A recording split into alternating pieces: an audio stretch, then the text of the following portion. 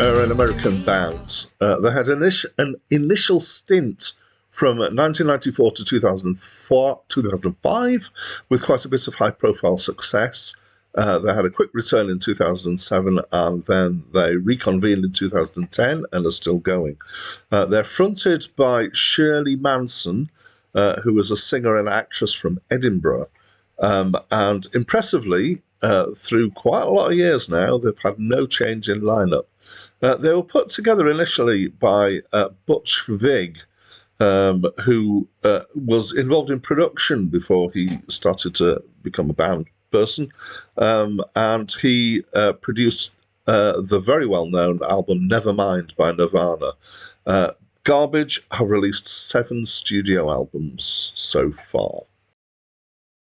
Hi, my name's Dan, and this is a review of Let All That We Imagine Be the Light by Garbage, which is a new released album. It's just been out a few days ago as I record this.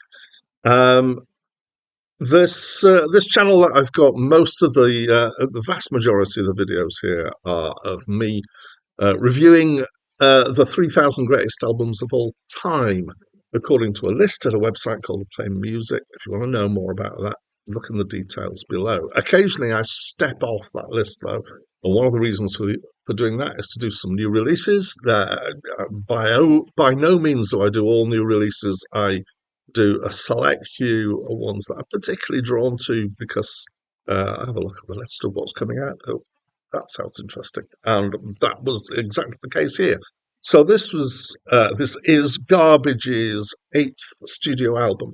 And I'm not particularly aware of, in fact, I'm not aware of their recent stuff. I'm very familiar with their first 2 albums, which was obviously a while ago, sometime in the 90s. I have copies of those and have enjoyed them, many times in the past, which is why I kind of thought, I wonder what Garbage are up to these days with a new album out. So what I try and do is review albums as standalone experiences and try not to refer too much to other stuff, but inevitably it happens. And on this occasion, I will be referring to somebody else, but also a little bit to those first 2 albums that I'm familiar with. So apologies if they don't mean anything to you. So my initial reaction to it when I listened to it is that it sounds a bit like Garbage, as they were however many years ago that was. That's quite a long time, but not as guitar-y and not as much bite. So it doesn't have that strength to it in the same way. So actually, it sounds quite big and expansive instead. And it struck me as I listened through the first time that it sounded kind of industrial. And by that, I mean kind of with hints of Marilyn Manson kind of style stuff, but not as heavy as Marilyn Manson. Now, what I normally do when I do a review, and which I did in this case, is to do a listen with as little information. So I don't read up or look up stuff for the first listen, and so I get fairly blind listen. In this case, obviously, I knew Garbage, so it wasn't totally blind.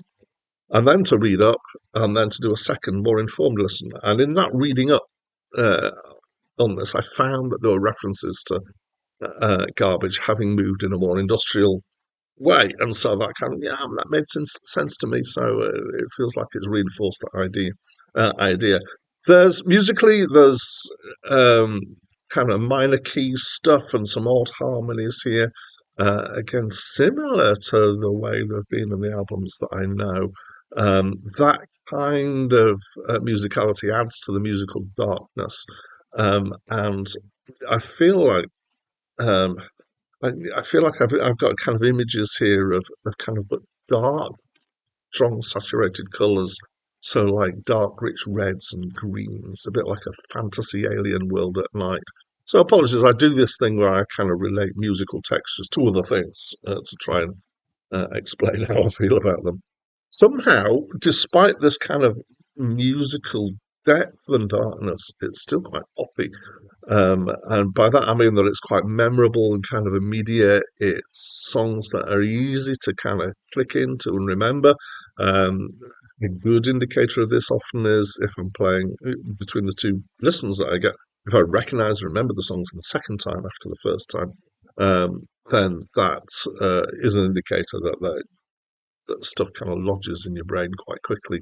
And that was the case here, definitely.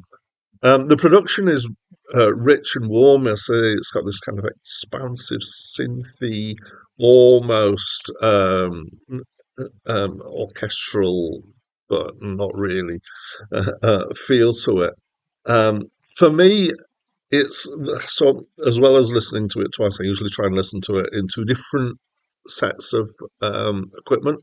So my first listen was with quite a good pair of headphones on, and then the second was through laptop speakers, which nowhere near as good in their response and stuff. And my justification for this is that actually a lot of people will listen in lots of different ways to music. For me, it was better on the laptop speakers, and partly that's because in some ways on the headphones it felt too expansive, and that's unusual for me to say anything that's too is too expansive because I tend to like that kind of feel.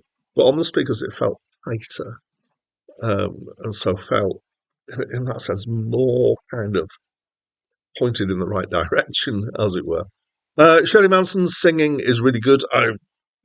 I've always liked it. There's some strong performances here. Some of this was recorded in her bedroom, which sounds like a good thing. The last track, which is my favourite track, which I'll mention again. Well, I've put it on as I will be putting it on as the last track over the credits coming out as The Day I Met God. Is a very interesting track. It's not quite what it seems from the name of it. And apparently the vocals for that were recorded in her bedroom, and they were so good that they decided not to re-record them.